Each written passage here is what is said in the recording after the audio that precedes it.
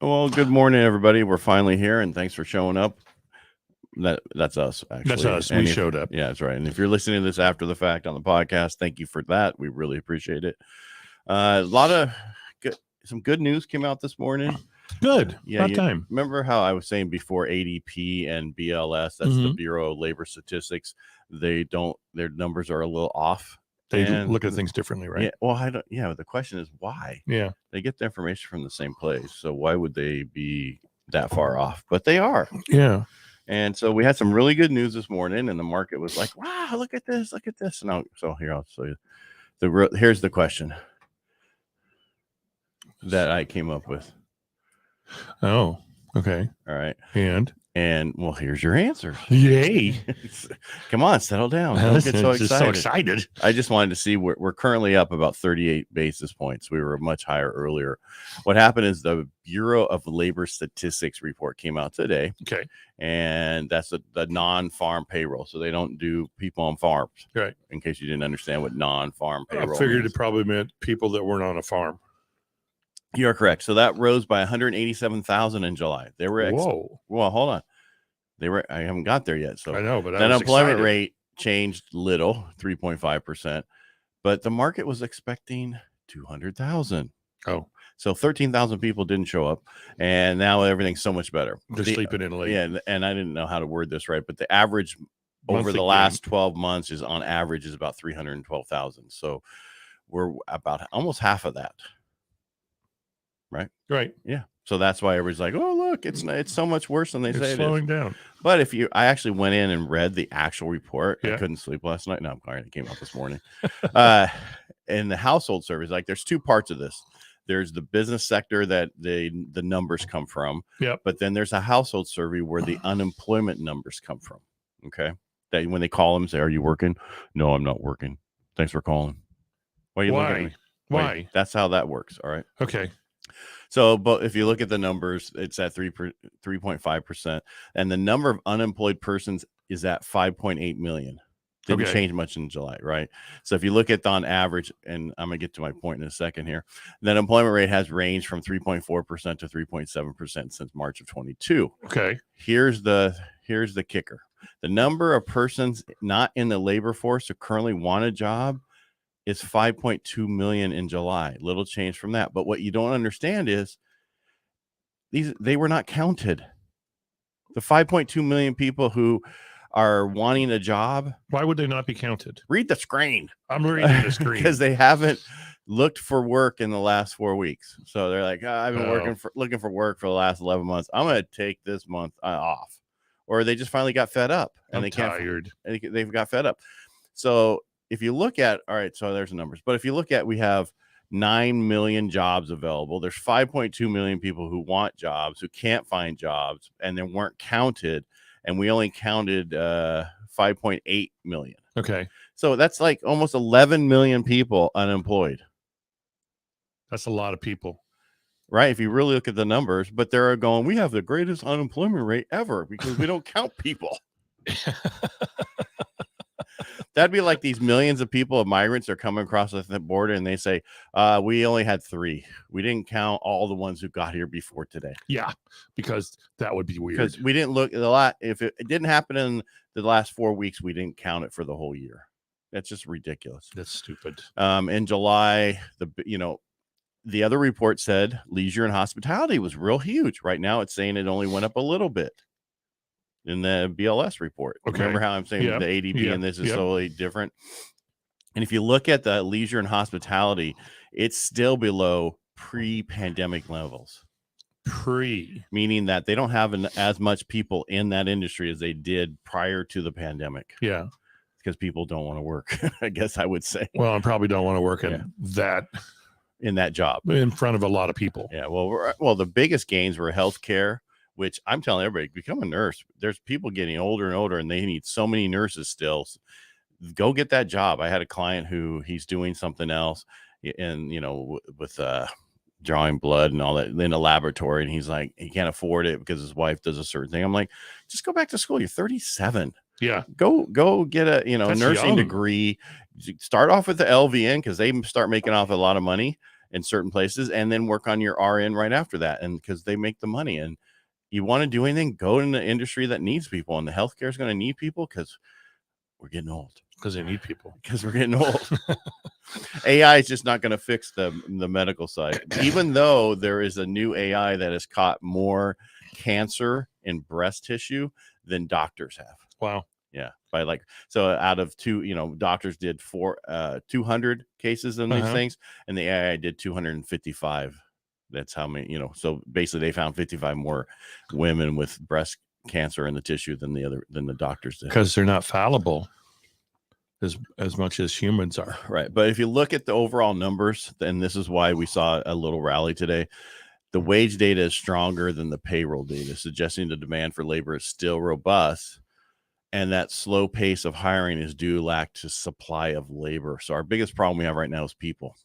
Mm-hmm. It's always been a problem, but it always will be. I was like, I lost my mouse. It didn't work anymore. Uh-oh. All right. That's pretty much all I have. I don't want to be the dead horse. Yeah. Or beat a horse into submission. Or my kids anymore because they don't live with me. They're actually, the market must have heard about our report because now we're up 50 basis points. Oh, cool. Yeah. It's rallying and being happy. Well, I mean, we've taken it in the shorts the past few days, 3 days this week. So we need to do more. We need to have it rally a lot more to get back to where we were. Continue rallying next week. That'd be great. Would that be nice? Yes, it would. Let me present something real quick. And I don't know if there's a glitch at car.org. Or you. Well, if I click on it's you. Today's write-up, it converts to July 15th. But if I use it live. Right, that's you. Well, no, it's not. Okay, you can say that all you want. It can't be me. It can. It's only you over on that machine. I bet you if you go to your office, it works. You know what? Just show the screen. Just show the screen. I'm doing it. Just show the screen. Because what's happening is you're saving it in a place that you're not looking. No, I saved it on the desktop. Okay, all right. So anyway, but you're saving it as a Chrome and not as a PDF. Because I looked at that browser over there, that screen, and there's so many Chrome little pictures. If they see a picture of a Chrome, you're saving it as a HTML and not as a PDF. Those are gone. Okay. Shocking. All right, get to your numbers. I just took the screen over. I clicked on the screen. I took the screen over. I was just going to share the screen. Well, anyway, you're sharing the screen. We're down. We're down on listings. We're down on up on pending sales, I believe. 535 closed sales per day. That's up from last week, I believe. Yeah, but it doesn't matter because we got to do this for the rest of the year. Exactly. Be close to what we need. And so we were in the 600s the last 2 weeks in new listings per day, and we're back down into the 500s, 590. We were 651 on the 15th and like 675 on the 22nd, and now we're 590. So kids are going back to school. That's going to affect a little bit. Pending sales, we're about the same, I think, as last week per day. So that looks good. Okay. You can't scroll that up? Yeah, I can. Okay. You think? No, I can't. No, you're saying that your numbers you think are better than the same. Yeah. Basically, moral of the story is we have a healthy number of listings compared to what we had. Yes. And we have a healthy number of closing compared to what we have, but it's still not great. Half of what we would normally do or less than that. That's a huge major problem. Yeah. But at least it's not zero. Yeah, I mean, at least it's not 2008 and or 9. Like we were saying a couple of days ago, this uptick is most likely the major life events. Right, an uptick in major life events that, like you were saying, the probates are making it through the courts, so now it's time to sell those. You get divorces. Divorces are finally final, and it's time to sell those. So yeah, and then there's job transfers, right? Because people. I saw some numbers are saying if they're 5% or higher, they're 25% more likely to make a change. Right. No shit. Excuse my language. Shitting on the nose. No, it's like, can you state anything else? Like, no, that's just ridiculous. But anyway, it's how things happen. I saw a housing data report that I want to talk about, but I don't have it on this phone. So don't remember where it is? No, it's on my other phone. You have other phones? Yeah, my wife's boyfriend phone. Oh, okay. That way she gets excited. The burner. When I call her, She's like, oh, my boyfriend's calling me. My boyfriend. All right, that's all I had. Let's see if I can get it real quick. It was a housing. It was actually a. See if I can type it in housing. I'm sorry, people housing. We'll do it for next week. Yeah, let's do it. We'll do it on Monday. I'll have it. By then it'll be old news. Anyway, everybody make it a great day. Thanks for being here. Whatever your name is, Mike Kelly. Thanks for showing up. Ed Parcaut, thank you for showing up. Hey, no problem. Hey, Ed, thanks for showing up. All right, everybody make it a great day.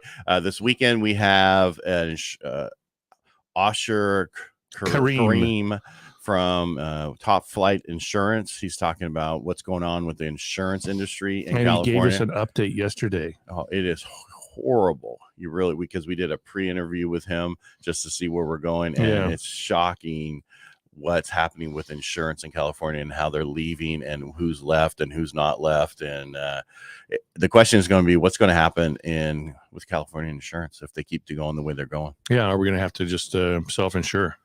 Yeah, but lenders aren't going to want you to self-insure, and that's the problem. We'll slow down some sales. It'll slow down all the sales. Right. Except for people paying cash. Right. So a third of the sales. That's all you're going to have. So out of the sales we have now, a third of it will be left. So that'd be 187 a month. Yeah. Oh, bueno. Not good at all. Got to get rid of this figure problem. It out. Let's take care of our forest. Let's thin that out like we should have done a long time ago and get the brush out of there. Mm-hmm. They are starting to do some of that. That would be major if we did that, though. And start storing water. What? Shocking. Yeah. And so we can use it on stuff to let it grow green instead of brown. Exactly. Anyway, I guess we don't know what we got all the answers. Yeah, that's right. All right. Make it a great day. Again, thanks for being here. And if you like what we do here, subscribe to our channels. Ed Parcaut, Mike Kelly, Realtor, and Real Estate Jerky. And make it a great day. There we go.